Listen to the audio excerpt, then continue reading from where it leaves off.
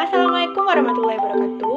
Perkenalkan, nama saya Puput Oktaviani dengan nomor BP 19 1086 1006. Video ini bertujuan untuk memenuhi ujian tengah semester dengan mata kuliah Service Excellent. Nah, pada pembahasan kali ini, saya mengambil materi komunikasi dalam pelayanan prima. Nah, seperti yang kita ketahui, pelayanan prima merupakan sebuah keharusan dalam instansi atau perusahaan dalam menjalin ikatan dengan konsumen atau kliennya. Nah, pelayanan prima yang baik akan memberikan feedback yang positif pula terhadap suatu perusahaan kita.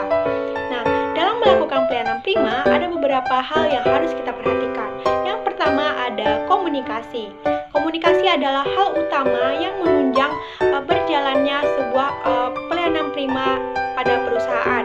Komunikasi adalah suatu proses interaksi antar satu dengan yang lainnya dengan tujuan untuk memperoleh informasi dan harus ada feedback atau umpan balik antar satu dengan yang lainnya. Komunikasi yang baik akan memberikan penilaian yang baik pula terhadap perusahaan kita. Nah, ada beberapa poin-poin penting yang harus kita perhatikan dalam berkomunikasi dengan klien atau konsumen. Yang pertama ada transparansi. Transparansi di sini diartikan sebagai keterbukaan, di mana hal ini bertujuan untuk menjalin ikatan yang kuat dengan klien atau konsumen kita. Nah, yang kedua ada rasa saling percaya. Nah, semakin sering kita berkomunikasi dengan klien atau konsumen kita, maka akan membuat konsumen kita memiliki rasa percaya yang tinggi terhadap perusahaan kita. Selanjutnya ada memahami dan berempati. Nah, semakin banyak percakapan atau komunikasi yang kita lakukan, membuat kita memiliki pemahaman atau mengerti bagaimana seorang klien tersebut, bagaimana sifatnya, bagaimana karakternya. Nah, jika rasa memahami sudah ada, maka akan muncul rasa empati atau tenggang rasa. Nah, selanjutnya ada persahabatan. Dalam menjalin hubungan dengan klien memang harus ada rasa profesionalitas. Nah, namun tidak menutup kemungkinan bahwa kita mampu menjalin ikatan yang kuat dengan klien atau konsumen kita. Nah, jika hal ini sudah tercipta, maka akan mempermudah kita dalam melakukan proses komunikasi. Nah, selain komunikasi, ada beberapa hal penting pula yang harus kita perhatikan dalam melakukan pelayanan prima terhadap konsumen atau klien.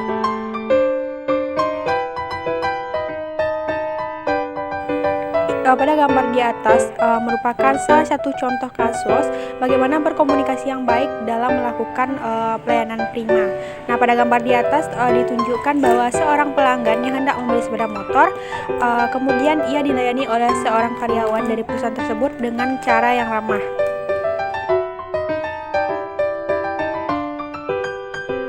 Nah, yaitu penampilan. Penampilan yang baik akan memberikan penilaian yang baik pula kepada perusahaan kita.